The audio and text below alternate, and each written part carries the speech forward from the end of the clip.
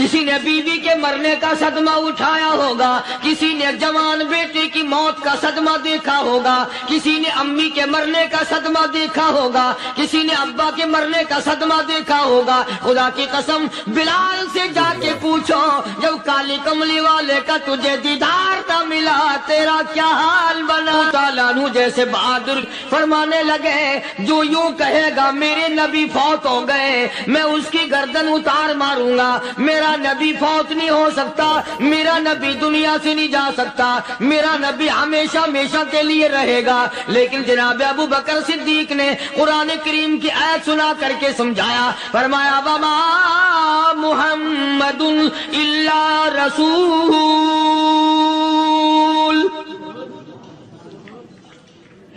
قد خلت من قبلہ الرسل۔ اور لوگوں، ہر نبی آئے رخصت ہو گئے، ہر نبی آئے رخصت ہو گئے۔ دنیا نہ پائیدار جگہ ہے، عارضی زندگی، مستعار زندگی، نہ پائیدار زندگی، فانی زندگی ہر کوئی لے کے آتا ہے، جب جانے لگتا ہے تو پتہ بھی نہیں چلتا۔ اس لیے مجذوب کہتا کہ سونے چاندی کی چمک بس دیکھنے کی بات ہے، سونے چاندی کی چمک بس دیکھنے کی بات ہے، اور 4 دن کی چاندنی پھر اندھیری رات ہے، قبر میں ہمیشہ اندھیرا رہے گا۔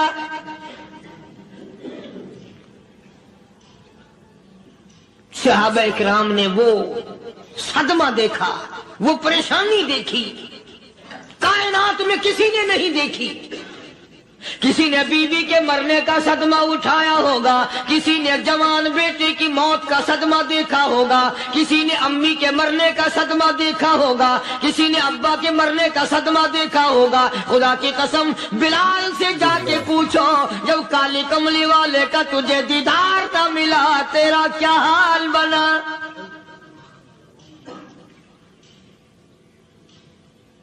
صحابہ اکرام نے وہ عشق نبھایا، کمال کر دیا۔ بڑے سے بڑی مصیبت آئی، اسلام کا سودا نہیں، ایمان کا سودا نہیں، دنیا کی طرف آئے ہی نہیں۔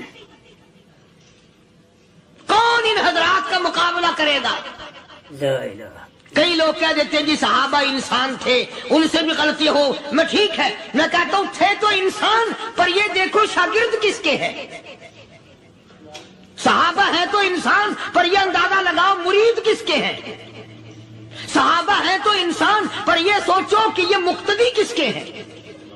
صحابہ ہیں تو انسان، پر یہ دیکھو صحابہ اگر سپاہی ہے تو کالی کملی والا کمانڈر ان چیف ہے۔ براہ راست محمد عربی صلی اللہ علیہ وسلم کے صحابہ شاگرد ہیں، صحابہ حضور کے مرید ہیں، صحابہ حضور کے مقتدی ہیں، صحابہ حضور کی فوج کے سپاہی ہیں۔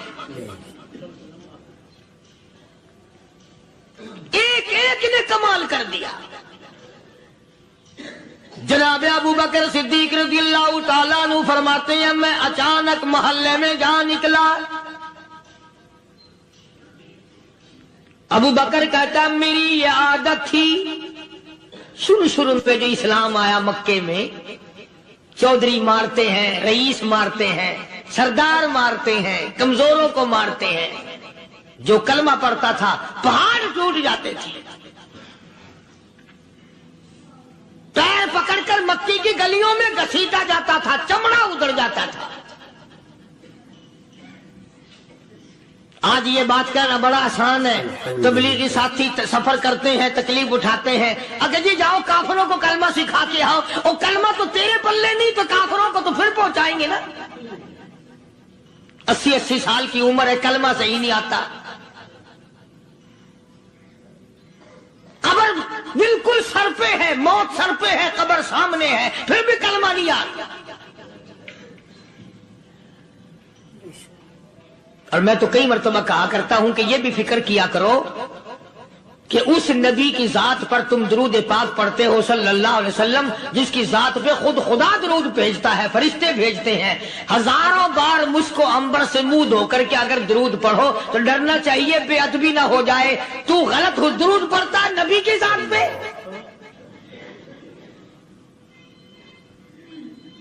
اور اس کو صحیح کرنے کا فکر نہیں رکھتا۔ چنانچہ ابو بکر صدیق رضی اللہ تعالیٰ عنہ چکر لگاتے لگاتے ایک محلے میں جا نکلے، وہاں جا کے دیکھا ایک نوجوان ہے، غریب صحابی، نادار صحابی، مفلس صحابی، کافر کا غلام ہے، کالی کملی والے صلی اللہ علیہ وسلم کا کلمہ پڑھتا ہے، کافروں نے پکڑ کر گرم گرم ریت پہ اوندا کر کے لٹایا ہوا ہے، اور کئی کافر اس صحابی کی کمر پہ چڑھ کر لتاڑ رہے ہیں، اس کی کمر پہ چڑھے ہوئے ہیں۔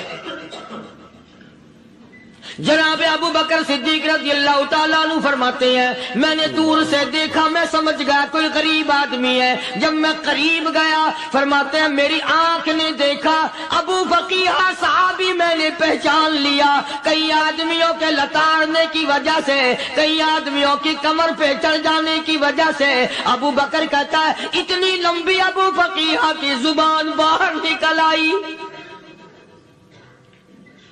منہ سے زبان باہر لٹکی ہوئی ہے، مار رہے ہیں کافر۔ جناب ابو بکر صدیق رضی اللہ تعالیٰ عنہ نے فرما دیا نہ مارو، اللہ کا بندہ ہے۔ وہ کہنے لگے بندہ تو اللہ کا ہوگا، غلام ہمارا، اور کلمہ اس نبی کا پڑھتا ہے، ہمارا غلام ہو کر کلمہ پڑھتا ہے، کیوں؟ جب تک جان سے نہ مر جائے گا ہم چھوڑیں گے نہیں، ہم اسے ختم کر کے دم لیں گے۔ اس نبی کا کلمہ پڑھتا ہے، ہمارے سامنے پڑھتا ہے۔ جناب ابو بکر صدیق رضی اللہ تعالیٰ عنہ نے منع کر دیا، منع کرنے میں اور زیادہ مچر گئے اور زیادہ خرمستی کرنے لگے۔ ابو بکر فرماتے ہیں میں بالکل قریب کھڑا تھا، ظالموں نے ابو فقیہ کی پسلیوں پہ، کمر پہ چھلانگیں لگانی شروع کر دی۔ جناب صدیق اکبر رضی اللہ تعالیٰ عنہ فرماتے ہیں میں بالکل قریب کھڑا تھا، جب انہوں نے چھلانگیں لگائیں صحابی بے نوا اور مفلس غریب صحابی کی کمر پہ، اچانک میرے کانوں میں کڑاک کڑاک کر کے پسلیاں ٹوٹنے کی آواز آنے لگی۔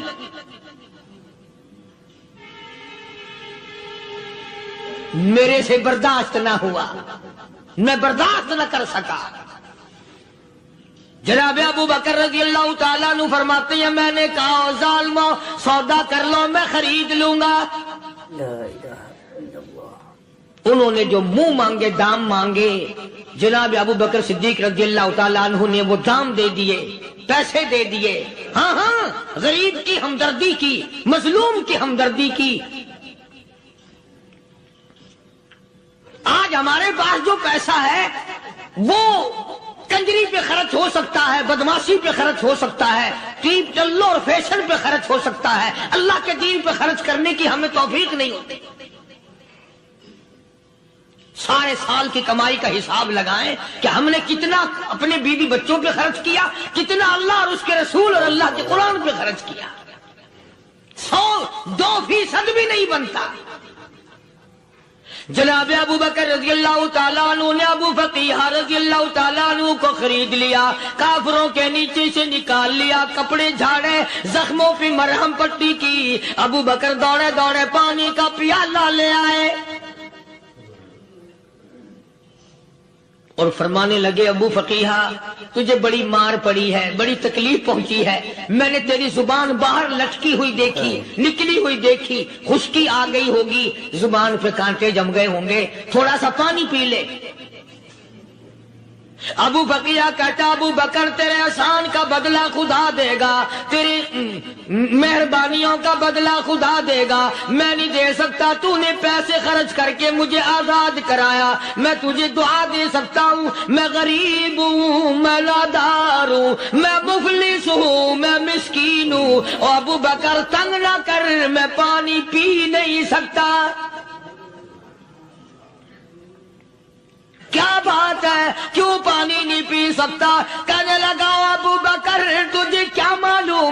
جن کی وجہ سے میری پسلیاں توڑ دی گئی، جن کی وجہ سے مجھے مارا گیا، جن کی وجہ سے مجھے لتاڑا گیا، جن کی وجہ سے میری پسلیاں توڑی گئی، جن کی وجہ سے میرا یہ حال کیا گیا، جب تک میں آقا کا دیدار نہ کر لوں میں پانی کی بوند پی نہیں سکتا۔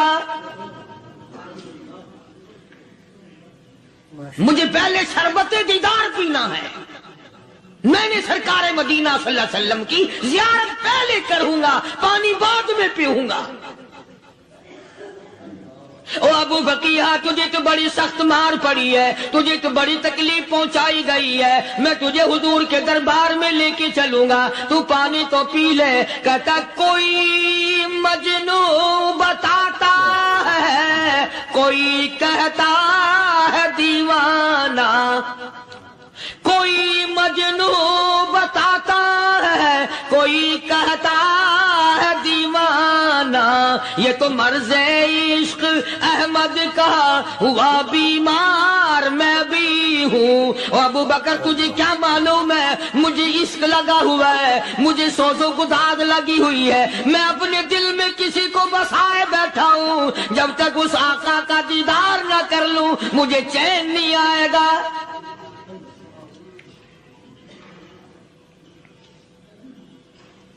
ہمیں عورتوں سے محبت ہے، ہمیں اولاد سے محبت ہے، ہمیں کوٹھی بنگلے سے پیار ہے، ہمیں روپے سے پیار ہے، ہمیں بڑی جاہ و حشم سے پیار ہے، اور خدا اور اس کے رسول سے پیار کرنے والے لوگ مدینے کے قبرستان میں سو گئے، قرآن سے پیار کرنے والے لوگ حضور کے درباری لوگ وہیں سو گئے۔ اندازہ لگاؤ، کوئی مار کھا کے اپنے ماں باپ کے پاس جائے گا، کوئی بھائی برادری میں جائے گا، کوئی تھانے میں رپورٹ لکھوانے جائے گا، کوئی اسپتال میں سرٹیفکیٹ لینے جائے گا، کوئی ڈاکٹری کرانے جائے گا۔ ابو فقیہ تم کتنے خوش نصیب ہو، امام الانبیاء کے دربار میں چلے ہو۔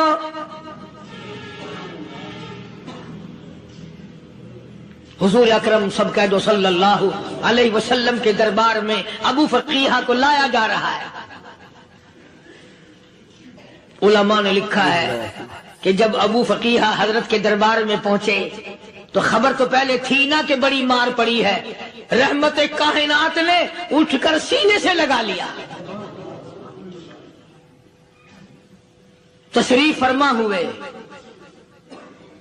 فرمایا ابو فقیہ جی حضور، میں نے سنا ہے تو نے پانی نہیں پیا، اتنی مار پڑی، تیری پسلیاں توڑ دی گئی، تیری کمر پہ چھلانگیں لگائی گئی، تجھے گرم گرم لیٹ پہ لٹایا گیا، تیری زبان باہر نکل آئی، اور میں نے سنا ہے تو نے پانی نہیں پیا۔ کہتا ہے آقا ہاں نہیں پیا۔ فرمایا کیوں نہیں پیا؟ کہتا ہے آقا میں اس وقت پانی پیتا میرے منہ میں صرف پانی جاتا، اب پیوں گا ہاتھ تیرا ہوگا منہ میرا ہوگا، پانی میرے منہ میں جائے گا، مجھے حوض کوثر کا مزہ یہی آ جائے گا، مجھے لطف آئے گا محمد عربی صلی اللہ علیہ وسلم کے ہاتھ سے پانی پینے کا۔ علماء نے لکھا ہے کہ حضرت نے جب اپنے رحمت والے ہاتھ سے ہاں وہ انگلی چاند کو اشارہ کیا، جگر پھنس کر ٹکڑے ہو گئے، وہ انگلی اشارہ کیا، سورج واپس ہو گیا، وہ انگلی درخت اپنی جڑیں چھوڑ کر پیغمبر کے قدموں میں آ گئے، وہ انگلی جن میں کنکر پہاڑ کے لیے تو کلمہ پڑھنا شروع کر دیا، وہ انگلی اونٹ کی طرف کی تو بول پڑا، وہ انگلی چڑیا سامنے آئی تو انہوں نے شکایت کر دی، وہ انگلی جن کو دیکھ کر کے بیت اللہ پھر گیا۔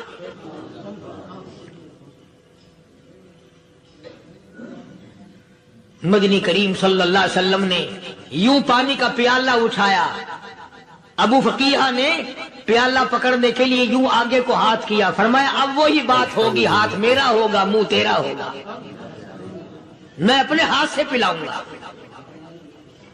ابو فقیہ کو پانی پلا دیا، اور پانی پلانے کے بعد پوچھا اب تیرا کیا حال ہے؟ اب حال کیا ہے؟ کہتا آقا تیرے چہرے پہ فدا شمس و قمر، تیرے چہرے پہ فدا شمس و تصدق شام و سحر، تیرے چہرے پہ فدا شمس و قمر، تیری زلفوں پہ تصدق شام و سحر، رخسار پہ ٹھہرے کس کی نظر، تیری بانکیں ادا کا کیا کہنا، اور کالی کملی والے تیری زیارت ہوئی سارے دکھ بھول گیا، میرے سارے غم ٹل گئے، میرے سارے دکھ دور ہو گئے، میری ساری پریشانی دور ہو گئی، اور میں تو اب مزے میں ہوں۔ جناب ابو بکر صدیق رضی اللہ تعالیٰ عنہ نے مال خرچ کیا، صحابہ کرام کی جانیں بچائیں۔ قیامت کا دن ہوگا، ساری کائنات کی پیشی ہوگی، اللہ پاک پوچھے گا کہ دنیا میں کیا کرتا تھا؟ کوئی کہے گا میں کھیتی باڑی کرتا تھا، کوئی کہے گا میں دفتر میں نوکر تھا، کوئی کہے گا میری دکان تھی، کوئی کہے گا میں یہ کمائی کرتا تھا، کوئی کہے گا میں یہ کمائی کرتا تھا۔ آئے گی باری ابو بکر کی، اللہ پاک پوچھے گا دنیا سے کیا لایا؟ ابو فقیہ، حضرت بلال، حضرت نادیہ، حضرت زنیرہ اور کتنے صحابہ کرام کی جماعت کو پکڑ کر اللہ کے عدالت میں کھڑا کر کے ابو بکر کہے گا الہی صدیق کی کمائی تیرے سامنے موجود ہے۔ مبارک ہیں یہ لوگ کہ ان حضرات نے محض اللہ اور اس کے رسول کریم صلی اللہ علیہ وسلم کو راضی کرنے کے لیے اپنا سب کچھ قربان کر دیا، اور خود رسول کریم صلی اللہ علیہ وسلم نے ان کو ایسی تعلیم دی، ایسے اخلاق دیے کہ حد ہو گئی۔ دربار رسالت ہے، ایک کافر مسافر آتا ہے بھی کافر، ہے بھی مسافر، ہے بھی معمر، بوڑھا آدمی ہے۔ کبھی کبھی سوچتا ہوں کہ اس زمانے کے تو کافروں میں بھی کوئی خوبی ہوا کرتی تھی، منافقت تو نہیں تھی نا، منافقت نہیں تھی، چال بازی نہیں کرتے تھے، ہیرا پھیری نہیں کرتے تھے۔ سبحان وہ بوڑھا مسافر کافر سرکار دو عالم صلی اللہ علیہ وسلم کے دربار میں آیا، آ کے کہنے لگا نبی اللہ میں بوڑھا ہوں، مسافر ہوں بھی تیرا اور تیرے خدا کا منکر، پر میں سوال کرتا ہوں کوئی سواری دو، میرا گھر بڑا دور ہے، میں اس پر سوار ہو کر اپنے گھر پہنچ جاؤں۔ حالانکہ مسلمانوں کے پاس سواریاں کہاں تھی، خود تنگی میں تھے، وطن چھوڑ کے آئے، قربانیاں دے کے آئے، پتے چباتے ہوئے آئے، پانی پورا رج کے پینے کے لیے پانی نہیں ملتا، اور حضور کریم صلی اللہ علیہ وسلم کو پتا تھا کہ یہ سوال کرنے والا ہمارے عقیدے کا نہیں، رحمت کائنات کا دریائے کرم جو اس میں آیا، صحابہ کرام کی طرف خطاب کر کے فرمایا کون ہے جو آج میں محمد الرسول اللہ صلی اللہ علیہ وسلم کو سواری دے، کون ہے جو آج مجھے سواری دے، میں جنت میں اعلیٰ درجے کی سواری کا وعدہ کرتا ہوں۔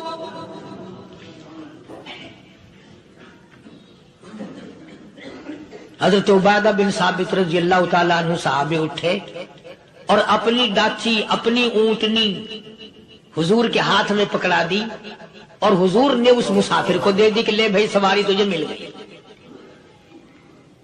اب وہ مسافر جو تھا بوڑھا، وہ کہنے لگا جی میرے پاس کپڑا بھی نہیں ہے، اب تم جیسا اگر کوئی سیٹ ہوتا نا آنکھیں نکالتا کہ ہم نے تیرے لیے یہاں کو ٹیکسٹائل مل چلا رکھے، سواری مل گئی تو اور آگے کو چل گیا، راستہ پکڑا پڑا جا۔ خدا جانے دھکے دیتے، خدا جانے مکے مارتے، خدا جانے کتنی باتیں بناتے۔ امام الانبیاء محبوب کبریا حضرت محمد مصطفیٰ صلی اللہ تعالی علیہ وسلم پھر کھڑے ہو گئے، صحابہ کرام کو خطاب کر کے فرمایا کون ہے جو آج مجھے کپڑا دے، کل میں جنت میں اعلیٰ درجے کی پوشاک اور لباس جوڑوں کا وعدہ کرتا ہوں۔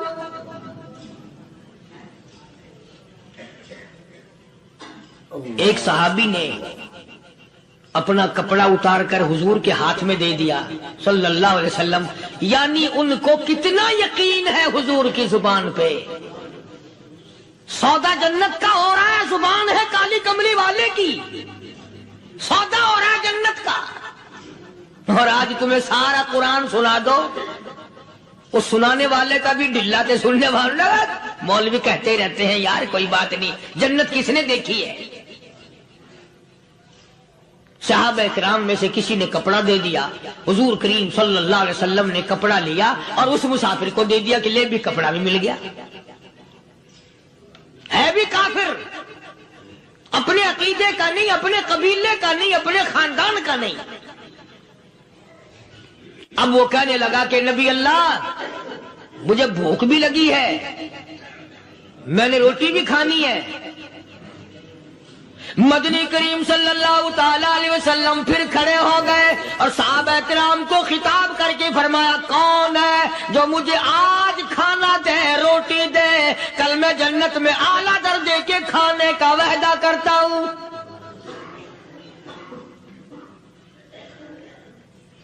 اس سوال کا جواب پورے مجمع میں سے نہ ملا. یوں لکھا علماء نے 300 صحابہ کا مجمع بیٹھا ہوا تھا. فاقہ ہو 300 صحابہ کا بھی فاقہ، کالی کملی والے کا بھی فاقہ. 3 دن سے کچھ نہیں کھایا، کچھ نہیں ملا، کوئی جواب نہ ملا. صحابہ کرام کی جماعت خاموش رہ گئی.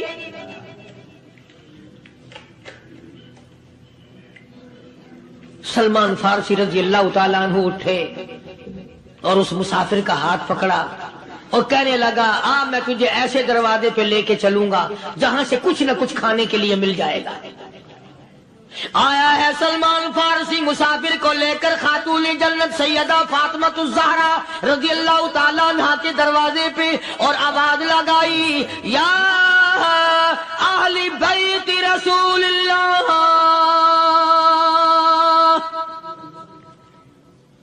انطعموا فی سبیل اللہ.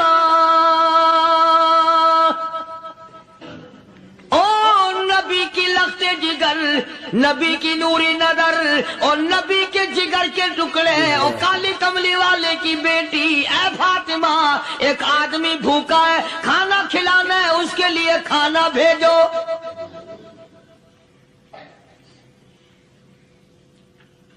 اندر سے آواز آتی ہے اور رونے کیسی آواز میں جواب ملا. سیدنا حسن سیدنا حسین رضی اللہ تعالیٰ عنہما، ان کی شکلیں دیکھو، 4 دن کے فاقے نے بچوں کی شکل بگاڑ دی. پیغمبر کے نواسوں کا فاقہ، پیغمبر کا نواسا، پیغمبر کی بیٹی کا فاقہ، تمام مسلمان فاقے سے ہیں. کوئی گلہ نہیں کرتا، کوئی شکایت نہیں کرتا، کوئی اعتراض نہیں کرتا. اسی حالت میں اگر جنگ بھی ہو جائے تو صحابہ پھر بھی پیچھے رہنے کو تیار ہیں.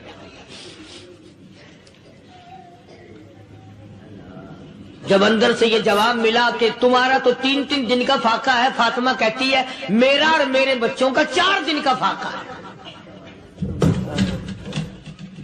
تو سلمان فارسی اس مسافر کو لے کے واپس ہونے لگا.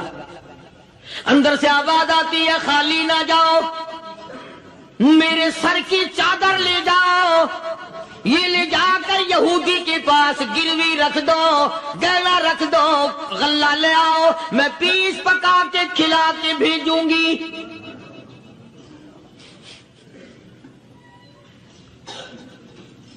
کہاں آج ایسے سخی عورت ہیں، کہاں ایسے سخی مرد ہیں. مسافر کو کون کھلائے، دین پر خرچ کون کرے. کسی طالب علموں کو، آپ میں سے اکثریت ایسے لوگوں کی ہے جنہوں نے ساری عمر میں، سارے سال میں کبھی ایک قرآن پڑھنے والے طالب علم کو روٹی نہیں کھلائی، اور پھر یہ کبھی نہیں سوچا کہ میں آخر کما رہا ہوں تو کیا کر رہا ہوں. بس شیطان یوں کہہ دیتا ہے یہ تو بڑے بڑے امیروں کا کام ہے، تو غریب آدمی ہے، تیرے بس کا یہ کہاں کام ہے. یہ تو بڑے بڑے امیروں کا کام ہے طالب علموں کو، مسافروں کو کھانا کھلانا. کل قیامت میں اگر اللہ نے یہ فرما دیا کہ جنت تو میں نے امیروں کے لیے بنائی ہے، تو مزدور ابھار یہاں سے پھر کیا بنے گا؟ مولانا مظفر حسین صاحب کاندھلی سب کہہ دو رحمت اللہ علیہ، بہت بڑے بزرگ گزرے ہیں، ہمارے اکابر میں سے ہیں۔ کاندھلا ایک قصبہ ہے جس نے بڑے بڑے ولی پیدا کیے ہیں۔ مولانا مظفر حسین صاحب کاندھلی، مولانا الہی بخش صاحب کاندھلی، مولانا محمد زکریا صاحب شیخ الحدیث رحمت اللہ علیہ کاندھلے کے، مولانا محمد الیاس صاحب دیلوی رحمت اللہ علیہ امیر تبلیغی جماعت کے ایجاد کرنے والے، شروع فرمانے والے، یہ بھی کاندھلے کے ہیں۔ تو یہ سارے بزرگ اس قصبہ کاندھلے کے ہیں۔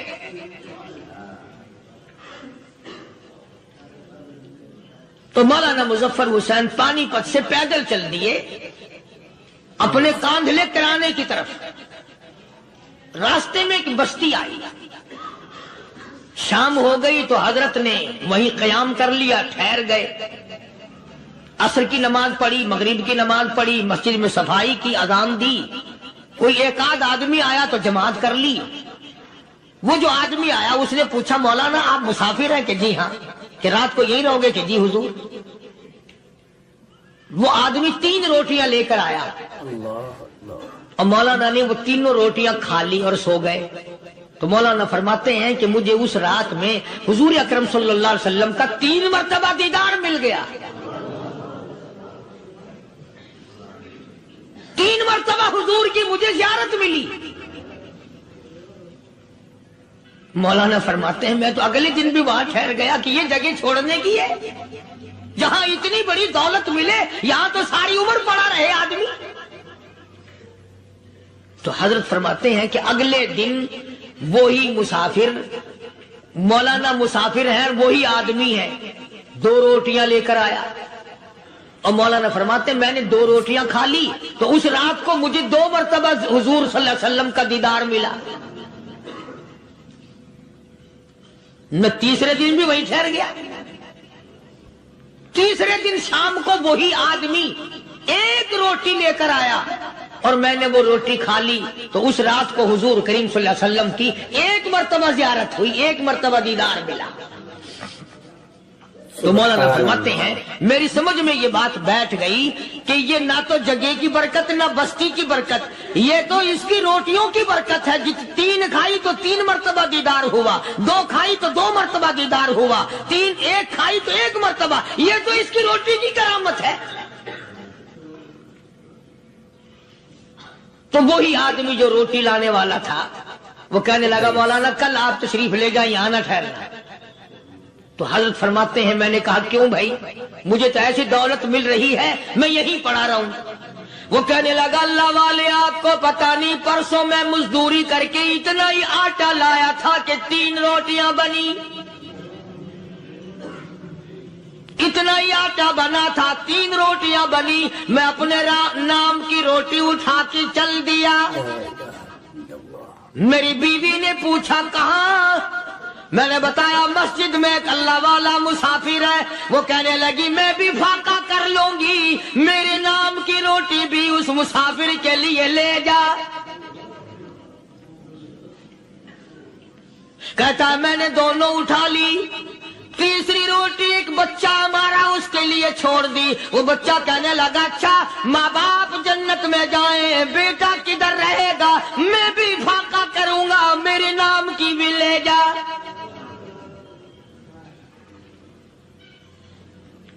میں نے 3 روٹیاں لا دی اور اگلے دن جو میں نے مزدوری کی اس کی 3 روٹیاں بنی، بچے کی حالت خراب ہو گئی تھی، اس کو دے آیا۔ ہم نے میاں بیوی نے چوتھے دن بھی فاقہ کر لیا اور آج بیوی کی حالت بھی خراب ہو گئی تھی، آج صرف اپنی لایا ہوں۔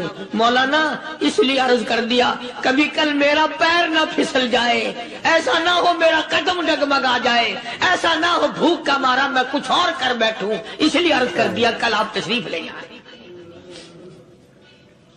عرض میں یہ کر رہا تھا کہ کسی زمانے میں دوسرے کی خیر خواہی کے لیے لوگ سب کچھ کر گزرتے تھے۔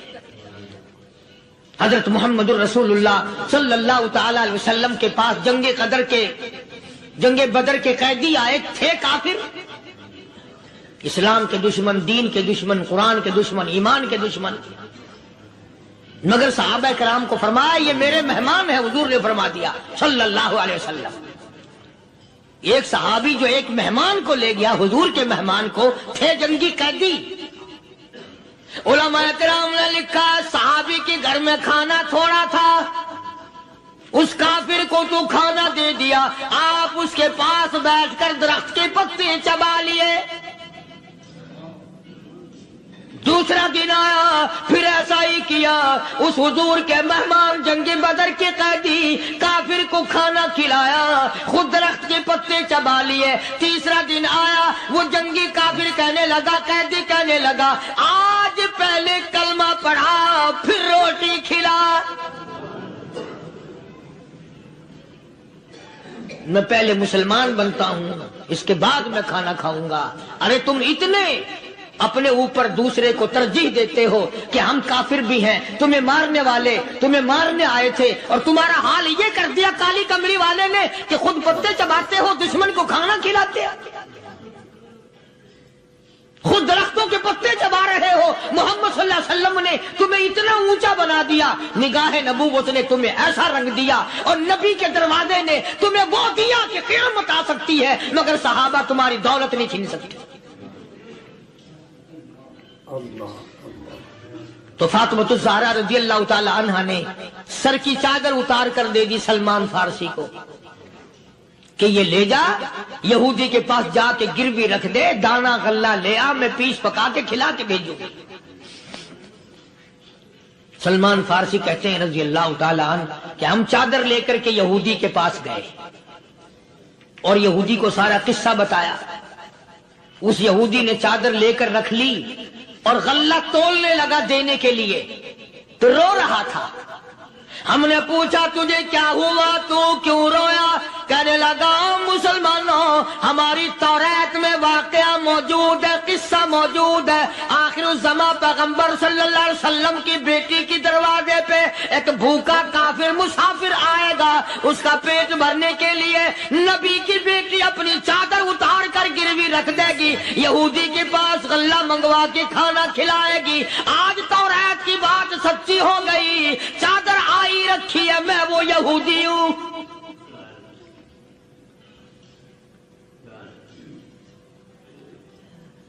اور غلہ تول کر دے دیا۔ سلمان فارسی کہتے ہیں یہودی میری ساتھ ساتھ چل دیا۔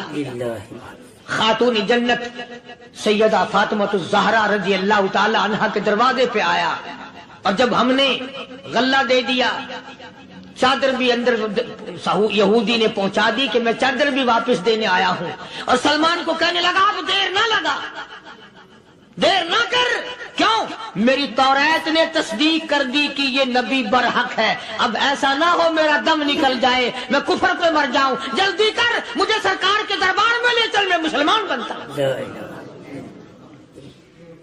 اور اسی کو جا کے کہنے لگا تیری صورت، تیری سیرت، تیرا نقشہ، تیرا جلوہ، تیری صورت، تیری سیرت، تیرا نقشہ، تیرا جلوہ، تبسم گفتگو بندہ نوازی، خندہ پیشانی، او کالی کملی والے میرا دل ہو، تیرا گھر ہو، تیرا در ہو، میرا سر ہو، تمنا مختصر سی ہے مگر تمہید گولانی۔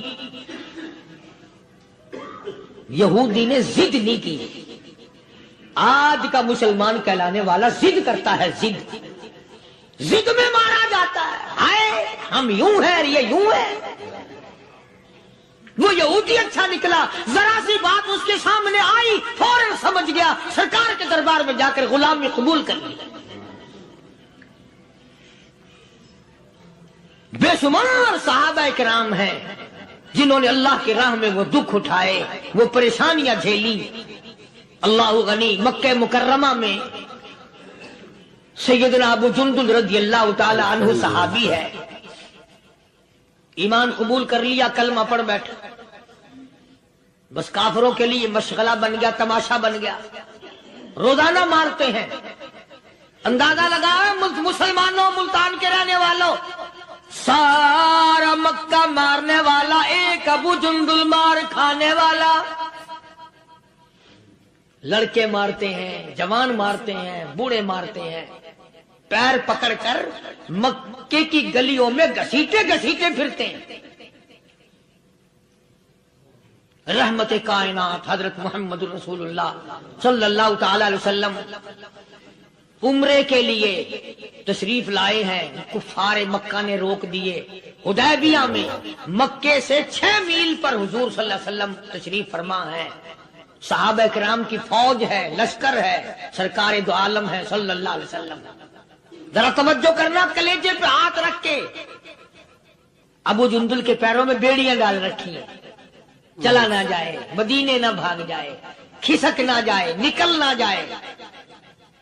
ابو جندل یہ آس لگا کر، یہ آرزو لگا کر مدینے کی طرف چلا جاؤں گا، مسلمان قریب آئے ہوئے ان میں شامل ہو جاؤں گا، میں بھی آزادی سے نماز پڑھوں گا، کالی کملی والے کا دیدار کیا کروں گا، میرے مصیبتوں کے دن ختم ہو جائیں گے، میری تکلیف کے دن ختم ہو جائیں گے، میری مصیبتیں ٹل جائیں گی۔ گرتا پڑتا پہاڑوں کے اوپر سے چڑھتا اترتا بڑی مشکل سے حضور کے دربار میں پہنچا۔ سیدہ لبینہ رضی اللہ تعالیٰ عنہ مکے کی خوبصورت نوجوان لڑکی ایمان لے آئی، مکے والے سر کے بال پکڑ کر گھسیٹ کر میدان میں لائے، مارنا شروع کیا، مارتے مارتے تھک گئے، بڑا بہادر مار رہا ہے۔ مارنے والا کہنے لگا ذرا میں پانی وانی پی لوں، ذرا میں سستا لوں پھر ماروں گا۔ مار کھانے والی اللہ والی کہتی ہے تجھے دم لینے کی اجازت نہیں، تجھے سانس لینے کی اجازت نہیں، اپنا کام جاری رکھ، جلدی کر، تسلسل قائم کر، بیچ میں وقفے کی ضرورت نہیں، ہاف ٹائم کی عادت کوئی نہیں۔ اس لیے کوڑے برسا، کسی نے کہا لبینہ تو بھی پانی وانی پی لے، یہ تجھے پھر مارے گا۔ کہنے لگی مجھے پانی کی حاجت نہیں، مجھے کھانے پینے کی ضرورت نہیں، میرا مزہ کرکرا ہو گیا، میرا نشہ ٹوٹ گیا، میری عادت خراب ہو گئی، میرا تمام لطف ختم ہو گیا، میرا ذائقہ خراب ہو گیا، اس کا کوڑا میرے سر پہ پڑتا تھا، مجھے آسمان سے آواز آتی تھی لبینہ غم نہ کر، ہم بہشت کے دروازے پہ تیرا انتظار کر رہے ہیں۔ ماں باپ کا نافرمان، والدین کا نافرمان، کتنا ہی حج کیے ہوئے ہوں، کتنا ہی نیک بنا پھرتا ہو، کتنی سخاوت کرتا ہو، ماں باپ کا نافرمان، ماں باپ کو جھڑکے دڑکے دینے والے کی اس رات میں بھی بخشش نہیں۔ بتاؤ ہم کب گناہ سمجھتے ہیں ماں کی بات کا جھڑکا دینے کے لیے؟ ماں کی اور بیگم کی اگر لڑائی ہو جائے نا تو بیگم کو تو کہتا ہے آپ خاموش ہو جائیں گی، یہ کتی ہے بھونکتی رہے۔ اس کو کتنے ادب کے ساتھ کہتا ہے ابھی چھوڑے آپ، ایسے لوگوں سے متھا نہیں مارا کرتے، یہ تو بکواس کیے ہی جاتے ہیں۔ تجھے کیا معلوم ہوتا ہے اس وقت ماں کا کلیجہ پھٹ جاتا ہے۔ بڑا ظالم ہے وہ آدمی جو ماں باپ کی نافرمانی کر کے اپنے لیے آخرت تو آخرت آئے گی، میرا تجربہ ہے دنیا ہی میں بھگتتا ہے۔ علامہ اقبال بھی کہتا ہے جفا جو ہوتی ہے عشق میں، جفا جو ہوتی ہے عشق میں وہ جفا ہی نہیں، اور جو بے ستم ہو محبت اس میں کوئی مزہ ہی نہیں۔ جب آدمی کسی کے لیے مار کھاتا ہے بڑا مزہ آتا ہے۔ سیدہ لبینہ رضی اللہ تعالیٰ عنہ مکے کی خوبصورت نوجوان لڑکی ایمان لے آئی، مکے والے سر کے بال پکڑ کر گھسیٹ کر میدان میں لائے، مارنا شروع کیا، مارتے مارتے تھک گئے، بڑا بہادر مار رہا ہے۔ مارنے والا کہنے لگا ذرا میں پانی وانی پی لوں، ذرا میں سستا لوں پھر ماروں گا۔ مار کھانے والی اللہ والی کہتی ہے تجھے دم لینے کی اجازت نہیں، تجھے سانس لینے کی اجازت نہیں، اپنا کام جاری رکھ، جلدی کر، تسلسل قائم کر، بیچ میں وقفے کی ضرورت نہیں، ہاف ٹائم کی عادت کوئی نہیں، اس لیے کوڑے برسا۔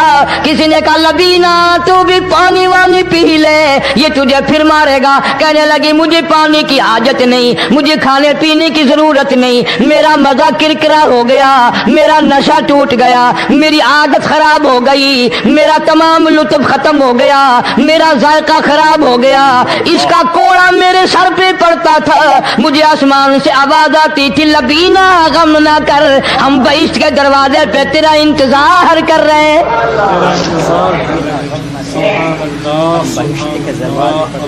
ادھر کوڑا بند ہوا، ادھر وہ آواز بند ہو گئی، کوڑا بند ہوا، ادھر وہ آواز بند ہو گئی، میرا لطف ختم ہو گیا۔ لطف ختم ہو گیا۔ کیسے لوگ تھے، کس طرح سے محمد عربی صلی اللہ علیہ وسلم نے ان کو رنگ دیا تھا، توحید کی دولت سے مالا مال کر دیا تھا۔ بے شک بے شک۔ تو فرمایا پہلا اس دریائے کرم سے بھی ٹھاٹھے مارتے ہوئے رحمتوں والے سمندر سے بھی محروم وہ رہے گا جو شرک کرتا ہے۔ دوسرا، اس کو تو آپ لوگ اور میں گناہ ہی نہیں مانتے، یہ جتنے گناہ اس رات میں پیچھے رکھنے والے ہیں وہ ہیں ہی ایسے، ان کو لوگ گناہ بھی نہیں سمجھتے۔ دوسرا کون ہے؟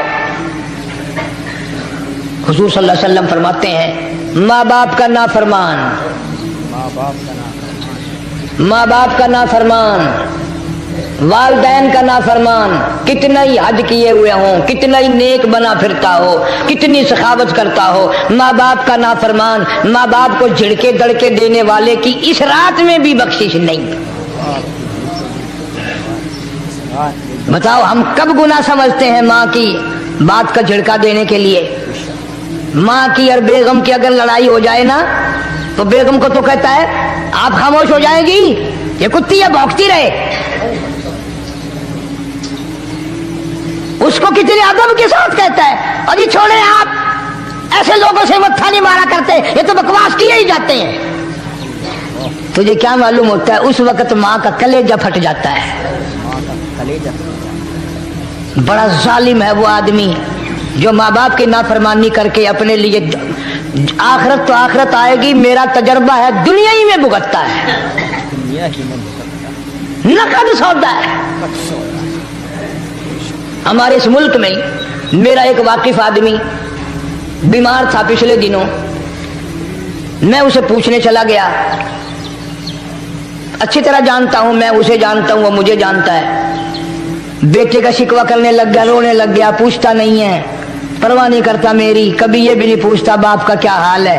اب قاری حنیم میں بھی ایک بیماری ہے نا جس سے تم سارے لوگ ذرا اکڑے اکڑے رہتے ہو، وہ کیا کہ نقد کہہ دینی۔ میں نے اسی وقت کہہ دیا، میں نے کہا جناب یاد تو کریں تم نے ماں باپ کے ساتھ کیا سلوک کیا تھا، ذرا یاد تو کر۔ میں نے کہا چپ ہو گیا، لگا یہاں کئی مرتبہ ایسا ہوتا ہے اس ہاتھ لے اس ہاتھ دے، یہاں سودا دست بدستی ہے، کبھی کبھی نقد سودا ہوتا ہے۔ ادھر ماں باپ کا کلیجہ دکھا، ادھر زمین پہ لیا رگڑ رگڑ کے مرنا پڑے گا۔ بیگم کے لیے طرح طرح کے کپڑے، بیگم کے لیے طرح طرح کے کھانے پینے، اور ماں کے لیے کچھ نہیں۔ تیری ماں تیری بیگم کی چوڑی ہے، بنگل ہے، اس کا بچا ہوا کھائے گی، اس کا اتارا ہوا پہنے گی، وہ بیگم ہے، یہ بنگل ہے گھر کی۔ شرم کو ہاتھ مارو، خیرت کو ہاتھ مارو۔ حالانکہ ماں ماں ہوتی ہے۔ ہم نے ایک دنیا دار رسالے میں پڑھا تھا، مدت کی بات ہے، ایک واقعہ چھپا تھا کہ ایک آدمی ایک لڑکی کے پیچھے لگ گیا، ماں نے منع کیا بیٹا ہم خاندانی ہیں، عزت والے ہیں، داغ لگ جائے گا، برباد ہو جائے گا، ایسی لفنگی چھوکریوں کے پیچھے نہیں لگا کرتے۔ ادھر لڑکی کو بھی ڈانٹا ہے ہمارے گھر نہ آیا کر۔ لڑکا گیا، وہ منہ بنا کہنے لگے میں نہیں تجھ سے محبت کرتی، تیری ماں نے مجھے گالیاں دی ہیں۔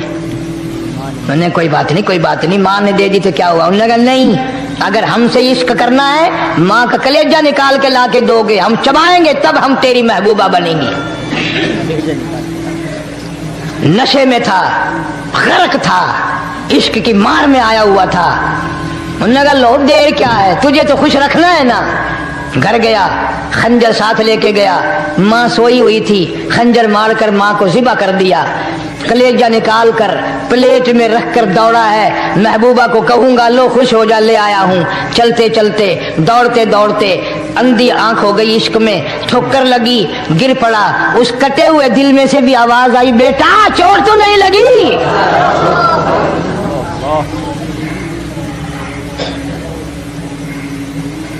تمہیں کیا معلوم ہے کہ ماں کیا چیز ہوتی ہے؟ یہ ان سے پوچھو